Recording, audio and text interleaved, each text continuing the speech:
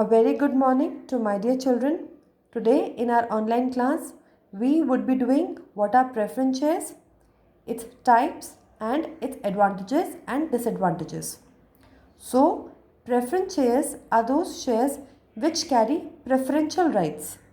Preferential rights दो part में होती हैं, एक डिविडेंड और एक कैपिटल. डिविडेंड में इसका मतलब होता है कि जब कंपनी डिविडेंड डिस्ट्रीब्यूट करती है to equity shareholders and to preference shareholders, so preference shareholders get priority over dividend. मतलब पहले preference shareholders को dividend मिलता है. And जब कंपनी वाइंड अप होती है, that means when company is dissolved, तो preference shareholders का कैपिटल पहले रिफंड किया जाता है, बाद में इक्विटी शेयरहोल्डर्स का कैपिटल रिफंड होता है. सेकेंड, preference shareholders को they do not get any voting rights. That means they do not have any right over to participate in the management of the company. Third, preference shares hybrid security होते हैं. Hybrid मतलब ये equity और debentures के features से, दोनों के features को मिला के प्रेफरेंस शेयर्स बनते हैं. जैसे इक्विटी शेयर्स में डिविडेंड मिलता है, प्रेफरेंस शेयर होल्डर्स को डिविडेंड मिलता है. डिबेंचर से उनका जो रेट ऑफ इंटरेस्ट होता है या रेट ऑफ डिविडेंड जो होता है वो फिक्स होता है. इक्विटी शेयर होल्डर्स का डिविडेंड फिक्स्ड नहीं होता. एंड डिबेंचर से इनको प्रायोरिटी मिलती है ओवर इक्विटी शेयर्स. मतलब जब डिविडेंड मिलता है तो प्रेफरेंस शेयर होल्डर्स को पहले मिलता है, इक्विटीज़ को बाद में. जैसे डिबेंचर्स के केस में डिविडेंड या इंटरेस्ट पहले मिलता है. एंड थर्ड पॉइंट कि जैसे डिबेंचर्स के पास debenture holders they do not have any voting rights, similarly preference share holders also do not have any voting rights. अब प्रेफरेंस शेयर होल्डर्स के टाइप्स. प्रेफरेंस शेयर होल्डर्स का first type is cumulative preference share holder. Cumulative preference share holder का मतलब है just in case अगर इस साल dividend नहीं मिला तो it will be carry forward in the next year. मतलब नेक्स्ट ईयर उस साल का डिविडेंड भी मिलेगा और प्रीवियस ईयर का डिविडेंड भी मिलेगा. Second, non cumulative. Non cumulative का मतलब अगर इस साल डिविडेंड नहीं मिला तो it will not be paid in any subsequent और following years. Third, participating preference shares. Company जब बहुत ज़्यादा प्रॉफिट अर्न करती है तो सबसे पहले वो फिक्स्ड डिविडेंड देती है प्रेफरेंस शेयर होल्डर्स को और फिर बाद में फ्लक्चुएटिंग डिविडेंड देती है इक्विटी शेयर होल्डर्स को. उसके बाद भी अगर कंपनी के पास प्रॉफिट रह जाए तो वो profit company equity share holders को बांट देती है. लेकिन पार्टिसिपेटिंग प्रेफरेंस शेयर्स में क्या होता है कि शेयर होल्डर्स को they have the right to share in the profits left after the payment of dividend to preference and equity share holders. And non participating में क्या होता है, they do not get right to share the excess profit. Fifth, convertible preference shares. Convertible preference shares are those shares which can be easily converted into equity shares, whereas non-convertible preference shares are those shares which cannot be converted into equity shares.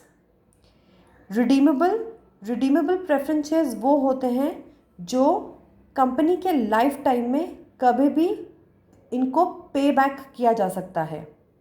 Non redeemable वो जो company के life time में कभी भी इनको पे back नहीं करते. They are paid only at the time of winding up of the company. Now what are the advantages of preference shares from companies point of view. पहला, appeal to cautious investors. Preference shares में वही investors invest करते हैं the one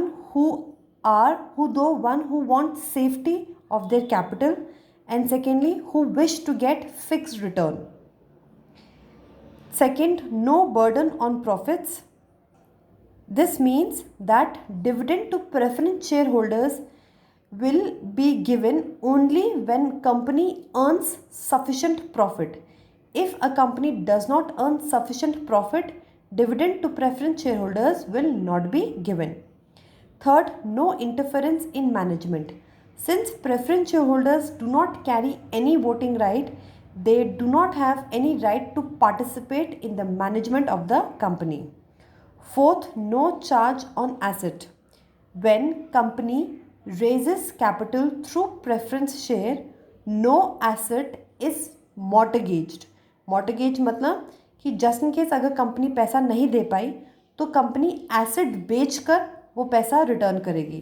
तो जब company asset mortgage ही नहीं करती है तो company can use that asset in raising loan in future from some other source. Fifth, trading on equity. Since rate of dividend given to preference shareholder is fixed and low, so company has an opportunity to raise capital through equity shares as well. Sixth, flexibility. Flexibility means जब company को बहुत emergency के cases में पैसा चाहिए होता है तो it can issue redeemable preference shares. Redeemable preference shares का ऑब्जेक्टिव ही होता है कि to raise funds to meet any emergency, and when that purpose is solved company can pay back to the share holders. Now advantages of preference shares from investors point of view. First, rate of dividend is fixed. Unlike equity share holders जहाँ पे rate of dividend is not fixed, मतलब जब company profit earn करेगी तभी dividend मिलेगा. Unlike that preference share holders का rate of dividend fixed होता है. Secondly, risk involved is less. Reason, अगर आप प्रेफरेंस शेयर होल्डर्स को इक्विटी शेयर होल्डर से कंपेयर करो तो they get fixed rate of dividend plus उनका कैपिटल भी उनको पे बैक किया जाता है at the winding up of the company. Third, in case of cumulative preference shares जब डिविडेंड उस साल नहीं मिलता तो dividend is carry forward in the next year and so on. Now disadvantages of preference shares. First, from companies point of view, first it is costly source. अगर आपको capital raise करना है प्रेफरेंस शेयर से या debentures से तो preference share holders are more costlier than debentures. पहला. और दूसरा इसमें यह पॉइंट होता है कि जो डिविडेंड मिलता है प्रेफरेंस शेयर होल्डर को it is not deductible for tax purpose, तो hence it becomes costly. Secondly, permanent burden. Permanent burden मतलब dividend has to be paid and plus अगर क्यूमुलेटिव प्रेफरेंस शेयर होल्डर से capital raise किया गया है तो dividend keeps on accumulating. Third, raising of या issuing of capital through preference share holders involves lot of legal formalities. Fourth, it has low appeal. क्यों? जो cautious या careful investors होंगे they invest in the debentures of the company and the one who are risk taking they invest in the equity share capital of the company. Therefore, capital raised through preference shares is always low. And disadvantage from investors' point of view, pehla, they do not get any voting right. That means they do not get to participate in the management of the company.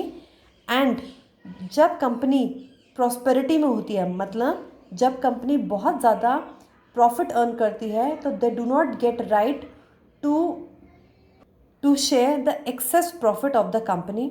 Secondly, redeemable preference shareholders के case में जब company को जब emergency के case में पैसा चाहिए होता है तो they can switch to redeemable preference share holders, and जब कंपनी का ये पर्पस सॉल्व हो जाता है इमरजेंसी का तो they can pay back to the share holders. तो ये एक डिसएडवांटेज है. Third, no capital appreciation, meaning when company is earning good profit तो उनको तो फिक्स्ड ही डिविडेंड मिलता है. They do not get any excess unlike equity share holders. अब when do a company raises capital through preference shareholders? First, when company requires medium term funds. Second, when company wants to retain control in their hands. And when debentures cannot be raised because debentures fail to be accepted as collateral security. Thank you.